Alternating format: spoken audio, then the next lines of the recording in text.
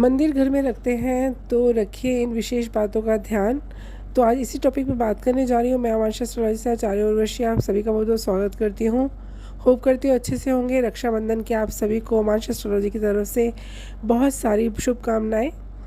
ईश्वर आपको और आपके परिवार को बहुत सारी खुशियाँ दे। तो बात करने जा रही हूँ कि आपके घर में अगर आप मंदिर बनाते हैं तो क्या क्या सावधानी आपको रखनी चाहिए। ईश्वर में आस्था रखने वाला हर इंसान जो होता है उसकी ऐसी मान्यता होती है कि विश्वास होता है कि देवी देवताओं का जब हम पूजन करते हैं तो हमारे दुख दर्द दूर होते हैं और हमारे मन को भी शांति मिलती है। इसी कारण पुराने समय से ही मंदिरों के अलावा घर में भी पूजन की परंपरा चलती आ रही है। जिन घरों में हर रोज़ पूजा होती है वहाँ का वातावरण सकारात्मक और पवित्र रहता है, दरिद्रता दूर रहती है। दीपक और अगरबत्ती के धुएं से स्वास्थ्य को नुकसान पहुंचाने वाले जो सूक्ष्म कीटाणु होते हैं, जो बैक्टीरियाज होते हैं, वो अपने आप ख़त्म हो जाते हैं। शास्त्रों की बात की जाए तो पूजन के लिए कुछ आवश्यक नियम बनाए गए हैं। अगर इन नियमों का हम पालन करते हैं, घर में पूजा करते हैं तो शेष फलों की हमें प्राप्ति होती है। महालक्ष्मी सहित सभी देवी देवताओं की कृपा मिलती है। घर में पूजा करते समय हमें कुछ विशेष बातों का ध्यान रखना चाहिए। सबसे पहले तो हमें इस भावना के साथ मंदिर बनाना चाहिए कि साक्षात भगवान हमारे घर में विराज रहे हैं और हमें उनकी पूजा अर्चना करनी है।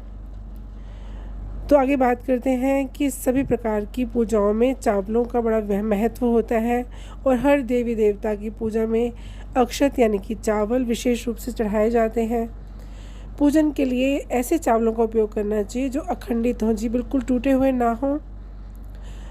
दूसरी बात, चावल चढ़ाने से पहले इन्हें हल्दी से पीला करके आप रख लीजिए। जो आपने पूजा के लिए चावल रखे हैं उन्हें आप अलग से रख लीजिए और हल्दी के पानी में उसको डुबो करके पीला कर लीजिए, सुखा लीजिए और फिर रख लीजिए। और इसको भगवान पर चढ़ाने से उनकी कृपा आप पर बरसती है, ईश्वर खुश होते हैं, प्रसन्न होते हैं। पूजन में पान का पत्ता रखना चाहिए। ध्यान रखना, पान के पत्ते के साथ इलायची, लौंग, गुलकंद आदि भी चढ़ाने चाहिए। पूरा बना हुआ पान चढ़ाएंगे तो भी श्रीहरि प्रसन्न होंगे और आपका श्रेष्ठ होगा। पूजन कर्म के बीच में अगर विशेष ध्यान रखा जाता है कि पूजा की दीपक की बाती बुझ जाए तो घबराइए नहीं, पैनिक मत कीजिए, डरे नहीं बिल्कुल भी। कई बार दीपक बुझ जाता है, कोई मन के अंदर कोई नेगेटिव थॉट ना लेके आए तो बुझी हुई जो बत्ती होती है उसे तुरंत जला देना चाहिए और हमेशा गाय के घी का दीपक जलाना चाहिए।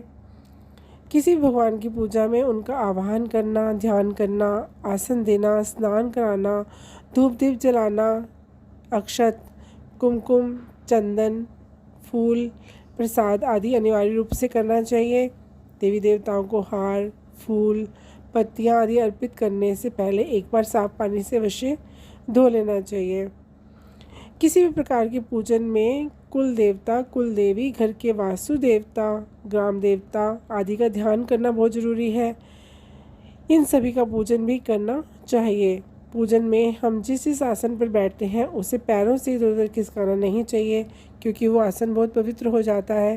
जिस पर हम बैठ कर के भगवान की पूजा करते हैं हाथों से ही खिसकाना चाहिए। यदि प्रतिदिन हम गाय के घी का दीपक जलाते हैं तो घर के कई वास्तु दोष भी स्वतः ही दूर हो जाते हैं। जी हाँ, गाय के घी का दीपक जलाने से हमारे घर की कई नेगेटिव जो ऊर्जा होती है वो दूर हो जाती है। साक्षात परमात्मा विराजते हैं ऐसे घर के अंदर। घी के दीपक के लिए सफ़ेद रुई की बाती का उपयोग किया जाना चाहिए, जबकि तेल के दीपक के लिए लाल धागे की बत्ती बनानी चाहिए।